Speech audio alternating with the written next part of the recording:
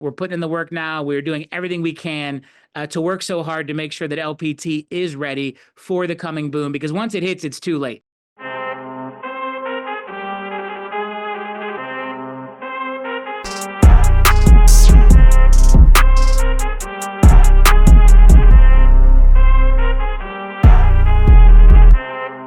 I'm joining you from LPT headquarters here in Lake Mary, Florida. I'm going to bring in Robert Palmer, founder and CEO, who is joining us from New York.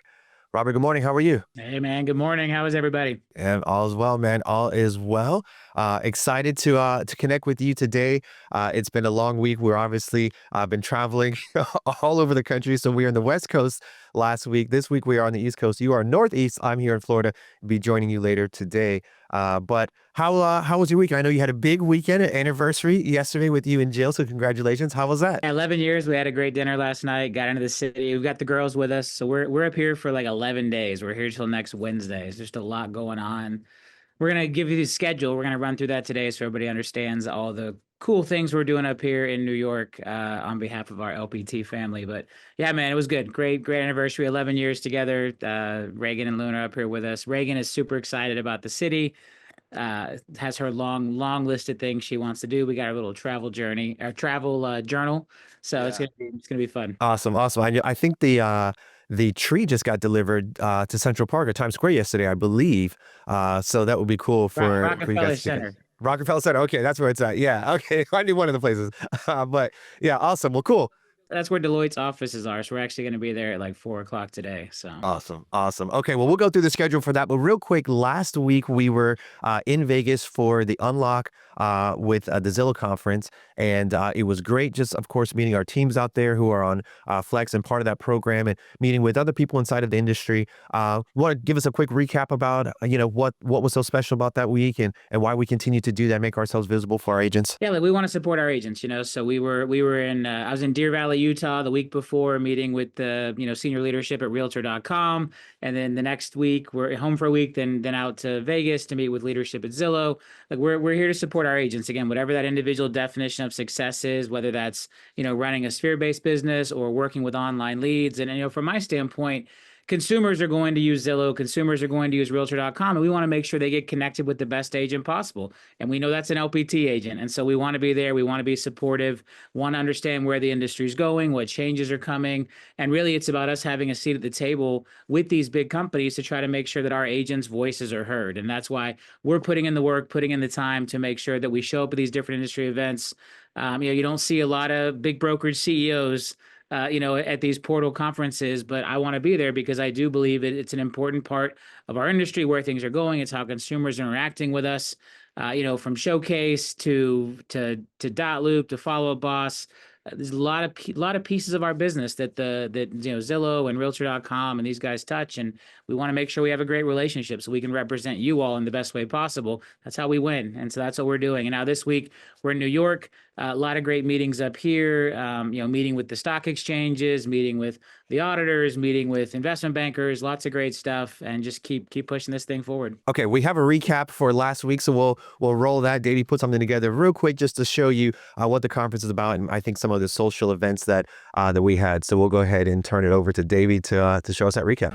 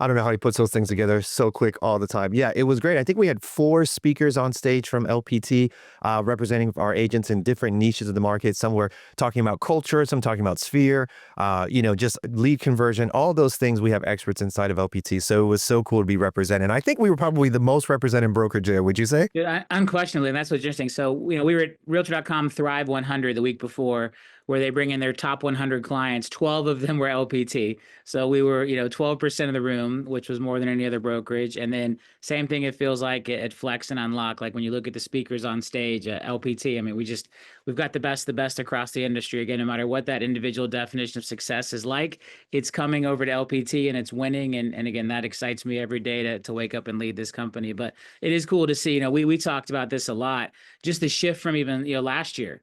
You go back 2 years when we went to our very first FubCon, before Zillow bought Follow Up Boss in LA. And, nobody knew who we were. And we all showed up wearing the LPT shirts and people were like, what is this LPT thing? I've had so many people tell me like, man, that was when you guys first got on my radar. It was the first time I'd ever heard of LPT. Then you fast forward, to last year back in Vegas, it was the Flex kind of FubCon mix and we were there. But again, most people still didn't know who LPT is. This year, I can tell you, everybody knows who LPT is. Everybody's talking about LPT. I think any big broker or team who mentioned to anyone at Zillow they were looking at making a move, they're like, make sure you talk to the LPT guys before you leave Vegas. So really, really cool to see the reputation that we're building for excellence, for helping people grow their business, for our commitment to agents and entrepreneurs. And it's really neat. I think a lot of companies talk about it, and this is what it looks like and feels like when you actually practice it. And again, it's just different. Like it feels so different than any of the other brokerages in person being there, and it's been great, man. Awesome. Awesome. Yeah, we're excited. Okay, well, we're going to fast forward to this week, current events. You're in New York. I know you've got meetings lined up throughout the week. And so I guess give us a preview of what's going on. We got a packed week. I mean, again, I'm here till next Wednesday, and so again, this time I brought the family with me. I went solo to Deer Valley for Realtor.com. I went solo to Vegas, but this 11 or 12 days we brought the girls with us, so we're doing it. Today we're meeting with Deloitte, going through final audit stuff. Michael Valdez is in town. Amelie, who runs transaction ops, is coming up. We've got Melissa here. We've got a lot of great folks from accounting and operations kind of going through, final stuff with Deloitte, which is great. Then tomorrow morning, this is pretty cool. So tomorrow's Veterans Day, and we'll be giving a shout out to all of our veterans. But I'm going to be interviewed on the floor of the New York Stock Exchange tomorrow morning, and we'll get you guys details on where that's going to be played. But really cool, New York Stock Exchange. Super old, really does a lot. Like they're going all out tomorrow for Veterans Day. So if you follow me on social media, expect to see lots of pictures and I'll make sure we share some of that next Monday on Motivation Monday. Then Wednesday, we go into this 2-day event called the JP Morgan Founders Forum.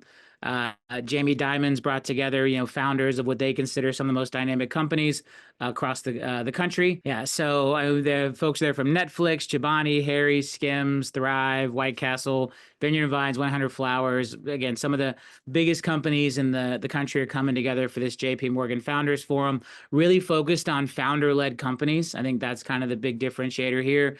Companies where they were founded and the founder is still involved and kind of leading the company, and the founder retains a significant portion, a reasonable portion of equity. So really excited to be a part of that group. Looking forward to making contacts and just hearing how other founders think about the state of the world. Then that continues on through Thursday. And then Thursday, we're going to Davis Polk. You guys got to meet Byron. He was the partner at Davis Polk that was on Motivation Monday a couple of weeks ago. We're going to be sitting down with the CEO of Davis Polk, a 175-year-old law firm, back to Deloitte for some finishing touches there. Then Friday morning, we get to do a tour of the new JP Morgan building. They built this beautiful $3.1 billion headquarters in Manhattan. Then we're meeting with Wells Fargo, and then closing out the week at the closing bell of NASDAQ. And really, the conversations with the exchanges are, trying to understand, depending on who we select, what that looks like from a marketing standpoint, what it looks like from a support standpoint. And so really excited to be up here and have those conversations. And then next week, we roll into probably the thing I am most excited about. And that is this Deloitte Fast 500. And so we're going to the Deloitte Fast 500 ceremony on Tuesday. We will find out if we are one of the 500 fastest growing companies in the United States, according to Deloitte and their numbers and their audits. Huge honor to make that. I hope, we're going to find out on Tuesday. I feel pretty good that we're going to make the list. I'm really hoping, I don't know, I'm torn. Like, I'm really hoping for maybe a top 50 finish. I feel like being one of the 50, because again, this isn't just real estate. Like, we are undisputed the fastest growing company in real estate. But you guys got to think, we're talking AI companies, we're talking biotech companies, we're talking all these technology guys. And so again, I think anything top 50 for me would just be like, I mean, first of all, just making the list. I was gonna say. Right. I mean, and again, so we find out Tuesday. I feel pretty good we're gonna make the list, right? Like, Yeah. I don't think we're invited to the ceremony and all that, because we're not gonna make the list. So I'm hoping we make the list. We will find out on Tuesday. But that in itself is a dream. Like, you roll back 3.5, 4 years ago when we were making the decision, putting the finishing touches on LPT and the mall and building this thing. Like, the idea that we would be sitting in Manhattan at the Deloitte Fast 500 Awards, again, one of the 500 fastest growing companies in the country, really was not, I don't think, on my radar at the time. You just, again, man, you think this is companies like Google and Netflix, and there's all the, I think last year Ramp, who's like a super, they're worth like 3, 4, 5 billion now, like really fast growing startup. And so again, just to be in the room is fantastic. Fingers crossed for that top 100 finish. I think, look, real estate traditionally, like, we don't get up there really high. You're not seeing a lot of real estate brokerages finish super high on the Deloitte Fast 500. So we will find out if we made the list and where we fall on the list next Tuesday. And again, we'll share that with you guys. Maybe we'll go live from the event, or we'll make sure we get it out on social media. But again, just really jam-packed week of all these amazing things. Again, rooms that I did not expect to be in when we started this journey. 3.5, 4 years ago, thinking about, Deloitte, Big Four audit firm, Davis Polk, probably the most prestigious IPO law firm in the world. You've got, meeting with the floor of the New York Stock Exchange on Veterans Day, which is a huge day for them. Going to the closing bell at the NASDAQ on Friday to watch another company go public, and see what that looks like, and experience that and understand that vibe, and talk about what can happen in Times Square. Just really, really interesting stuff. And so really blessed to be here. Thankful for all of you. We could not do this without you, without all of our amazing agents and family and staff and everyone who has helped make LPT a reality. They're not inviting me in these rooms because I'm cool. They're inviting me in these rooms because of what you guys have accomplished and what we've accomplished together. And I'm so thankful for that, and so thankful to carry the flag for all of you. I am wearing my LPTA fleece here that Jill got me. Pretty exciting. I think we'll probably be adding some of this to the swag. That is the ticker that we reserved with NASDAQ. And so while we did reserve the LPTA ticker with NASDAQ, we can transfer it. So if I decide after meeting with New York Stock Exchange tomorrow that we think they'd be a better, a better exchange for us to have an IPO on, then, we can still make that transfer. But LPTA is locked in. We do have that reserved. No one can take that from us. Now we've got some decisions to make, and it's a really exciting time. Awesome. So I'm going to ask you a couple questions just in case people are unfamiliar. So one, the fact that we impact so many people's lives and that we then have the ability to do it again through the process of its IPO is just incredible to me. Like, it's the gift that continues to give. We are so blessed to be in this position and to work so hard for you. But for people who don't understand, because I'm fairly familiar and I didn't understand all the details. So basically, exchanges like pitch to you to say, hey, put your stock on our exchange. Like, can you just give me a little insight into what exactly that means? Yeah, it's really interesting. And so again, like, as a part of this whole process, for us to go through this decision-making process of, hey, when do we IPO? Do we IPO? What does all that look like? And there's been this massive, journey of going through. And as I've said from the very beginning, we are committed to the process. I believe that to be the cloud brokerage and the company we want to be, that we do have to go public, like completely committed to that process. Now it's making decisions around when and what does that look like? And so one of those big things is deciding the exchange that you want to partner with. And so, so they're having us up here to basically pitch us. And so when they look at a company that has our type of growth and that has the actual, ability and potential to take that next step, they want to meet us. They want to show us what they can do. So examples they shared is like on the NASDAQ side, like when Peloton went public, they had all the Peloton bikes out in Times Square because, NASDAQ is located right there in Times Square. They're actually not down on Wall Street. They're up in Times Square, and they control that. They have the famous billboard there in front of it. And so they're like, hey, this is what we can do for you. If you choose us, then on the day that you go public, we will, I don't know, we'll build houses in Times Square. We'll, whatever it is. Like, this is the stuff we've got to like think through, and that they're going to basically propose to us. And the New York Stock Exchange, same type of thing. Like, hey, they've got this beautiful storied building. They are down in Wall Street, downtown. Big LPT banner across the front of the building. And then from there, it's like, how many times a year can you go back and ring the bell? How many events can you have at their space? Like, this is all the cool stuff that we have conversations about. So really intriguing stuff, brand new to me, right? This is a process I've never been through. I've never been to either place. I've never been to the NASDAQ. I've never been to the New York Stock Exchange. These are going to be first for me this week. To go meet with them and just kind of understand, what does that look like? What can they do to help us grow and win? I mean, that's really what it's all about.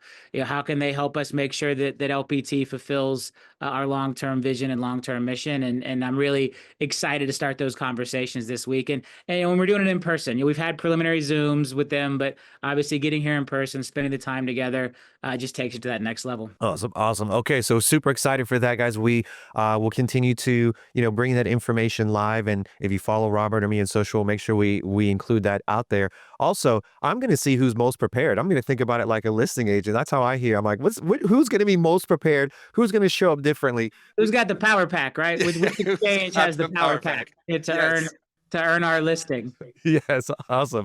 All right, so we're going to shift over real quick to a market update, and then we're going to finish with a brokerage update. So I know that there's been talks about them trying to work on getting the government back online, possibly through January 31st, which means that there's going to be a ton of data that comes available. What are you expecting in that? Like, what reports have been delayed that we should see, and maybe how does that affect us going forward? It's been wild, right? I think we're like 40 something days into the government shutdown now. We didn't get, we didn't get a September jobs report, which would have come out in the beginning of October. We didn't get an October jobs report, which would have come out in the beginning of November. We're behind on inflation reports, CPI, PPI. And so it does look like they're going to come to an agreement. I mean, that's all the rumors coming out of DC right now, is that there's enough folks on board to pass a stopgap measure, which would get most of the government back open. Which is good, man, because let me tell you, air travel, we had to divert, and we're flying private, and we had to go all the way up over through Chicago to get from Orlando to Teterboro, because there was no air traffic controllers available kind of in the middle there. And then we ended up in a really bad storm.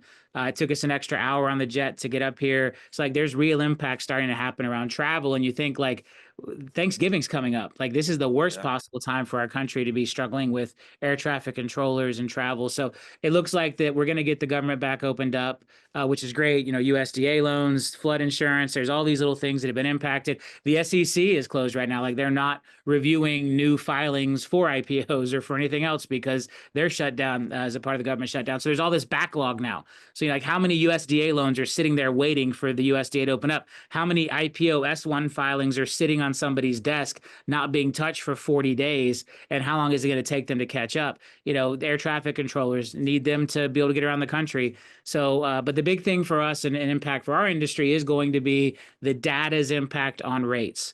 And so, two jobs reports, like, massive amount of data, it could shock the system. I think we do run some risk right now of pretty big rate movement, and I'm not going to predict whether it's up or down, really just volatility. And so again, if you've got somebody who is buying a home and maybe hasn't locked their rate yet, I would encourage you, reach out to that loan officer, like, get that rate locked in. Remember, if rates drop, they can always refinance.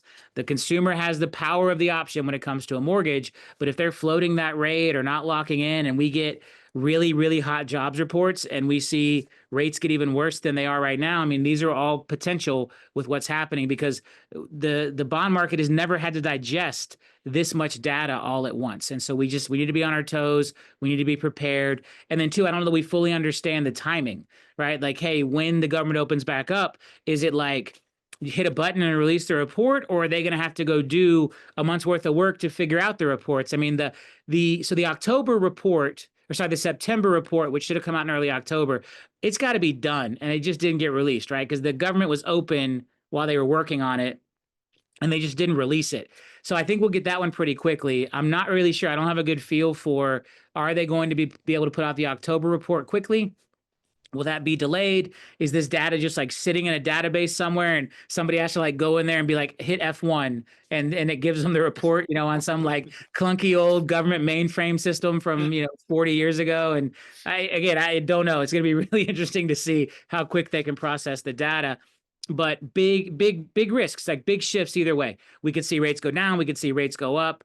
There's been a lot of chatter that the jobs reports will be better than what everyone is expecting. And again, this is like, kind of back office chatter on Bloomberg terminals and insiders and kind of looking at some of the options bets around future Fed cuts. One of the Fed governors has come out and said they think they need to be cautious in December now with further cuts. I mean, we're just kind of waiting and seeing. I still feel good that even with all this happening, we're still heading toward Boomsday. I mean, that's just like the Fed's cut twice now. We're moving in the right direction. It has not impacted long-term rates, which I've said this before. I got my blue one on under here. Yeah, it's here, baby. Yeah, That's right. yeah, I got the Boomsday on too. We're all rocking our Boomsday shirts. But yeah, I still believe Boomsday is coming. Like this doesn't change that, but I do think, and this is interesting. I think it's going to be a more violent drop when it happens. Like this isn't going to be like a slow meander down. Like I think the Fed's going to keep cutting because the Fed, I think, will have the confidence that inflation is under control. I think that at some point jobs are going to crack, even if it's not in these first couple of reports that are late. And then I think ultimately what's going to happen is we're going to get a really, really low, even possibly negative inflation report, like deflation. And that's going to set off this like alarm bell. And that's going to bring the 10-year down. And I think that is going to kick off this period of Boomsday sometime early to mid next year. Again, that's my prediction, watching all the economic data, being in the conversation. So we'll see where that goes. I see what is Boomsday in the chat there. So Boomsday is what we call the coming real estate boom. And so we've talked a lot about how we launched LPT Realty into a bust. We've had almost 4 years now of 4 million annualized home sales. A good number for our country is 5.5 annualized home sales. If we go back over historic levels, 5.5 million home sales is kind of a good normalized number. There are more homes today than there were back then because we continue to have population increases and builders continue to build. And so at some point, I am a firm believer that as we go from 4 million annualized home sales back to a normal 5.5 million home sales, that is a 30% increase, over 30% increase. That is going to feel like and be the biggest boom that we have ever experienced as an industry. Because during COVID, we went from 5.5 million home sales to like 6.8 million. That's not as big of a shift. Just getting back to 5.5 million will represent the largest upturn in home sales that most of us have ever seen in our lives. And that's going to be a dramatic boom, and we have to be ready for it. 50-year mortgage. Yeah, great comment there. This is interesting. I'm not giving it a lot of stock yet. Like, if we get a 50-year mortgage, I think that will be fantastic. I do think that it's a lever that consumers can use. I think it's important that we continue to educate people on, hey, what is the long-term cost of a 30-year mortgage versus a 50-year mortgage? But if that does give someone the key to home ownership, I'm all for options. I'm all for choices. The problem we've seen with it in the past is the interest rate may be higher than the 30-year mortgage to a degree where it offsets a lot of the savings. And this is where you have to get into like, what's the actual execution? Part of me thinks if they want to do this, what they should do is a 50-year loan with a 30-year balloon. So you amortize it over 50 years, but it's due at the end of 30 years so that the interest rate risk can be managed differently. Again, a lot of pieces that have to be figured out for this. But I do think we're in a situation where longer term mortgages give people more flexibility, more options, one more tool for people to use. You will see data. It is dramatically more expensive. I mean, paying interest for 20 more years, that total cost of ownership does go up a lot, but it's still cheaper than renting. That when you're renting, that cost of ownership is 100% of everything you pay. And look, we are facing affordability problems right now. And so if the 50-year mortgage comes out and it's executed properly, that's the big thing, right? If the 50-year loan comes out and the interest rate on it is so much higher that it offsets the savings, it'll be nothing but a headline that never gets any traction. But if the capital markets folks at Fannie Mae and Freddie Mac can get the analysis correct and get the bond markets to buy into it and fund it up at a reasonable level to the 30-year mortgage, maybe the government takes a lower guarantee fee on it. That's the price that Fannie and Freddie charge lenders to guarantee those loans. It actually is a big part of driving interest rates. Like, there are absolutely things that can be done to where a 50-year mortgage could be released and could be a massive win for the American consumer, but it could also get really screwed up and be a nothing burger. And so I'm not getting too excited about it yet because we don't know how well the execution will be. The other big news is Fannie Mae announced they are removing their minimum 620 credit score from DU, desktop underwriter. And so what I'll tell you right now is the 620 score has forced a lot of folks into FHA loans, which have mandatory mortgage insurance. So even if you're putting 50% down, 60% down, if you were below a 620 credit score, you had to go over to get an FHA loan, which meant you were going to pay mandatory mortgage insurance, which made that rate and made that payment more expensive. I believe the big down payment folks are going to be the most impacted by this. Like, I don't think DU is going to suddenly give someone with 5% down and a 580 credit score a conventional mortgage. Like, we don't know. The system doesn't get released until I think it's the end of this week. But I do believe that if someone's putting like 50% down, right? If you're buying a $500,000 house and making a $250,000 down payment, I do believe that DU will look at it and say, okay, you got a 580 credit score, but you're putting 50% down. This is probably a reasonable risk. And for that person, this can be a much better loan than the FHA loan they're forced to take today. And so again, this does not mean that everybody with a low credit score is suddenly going to qualify for conventional loans, but I think we are going to find opportunities for folks. I also think there's going to be a lot of people who had to take that FHA loan because their lower credit score originally, who now can refinance into a DU under 620 loan. So I think it's going to create potential. I think it's going to get some things moving. All these things are great, right? There was talk of eliminating capital gains above the thresholds on housing sales, the 50-year mortgage, the 620 removal from Fannie Mae, the Fed cutting rates. Like, all of this is loading that spring. And we only need a couple of these things to happen. One or two of these things happen and execute correctly, and that can be the catalyst. That can be the spark to kick off the boom for Boomsday and to get us back to that 5.5 million home sales. So again, we don't need them all. We just need one or two of these things to line up. And the more of them there are, the more potential levers that can pull, or the spark that can ignite, the better chance we have of hitting it sooner. And so we're watching all of this. We'll keep sharing the data with you guys. Just know I'm confident. I'm all in. I believe we're putting in the work now. We're doing everything we can to work so hard to make sure that LPT is ready for the coming boom, because once it hits, it's too late. You can't get prepared once it happens. You have to be prepared in advance. Speed is the critical thing when this boom hits, and there's all these little sparks, and we just need one of them to click, man, and we're going to see a boom, and it's going to feel like nothing we have ever experienced. As bad as going from 6.8 million home sales down to 4 million felt.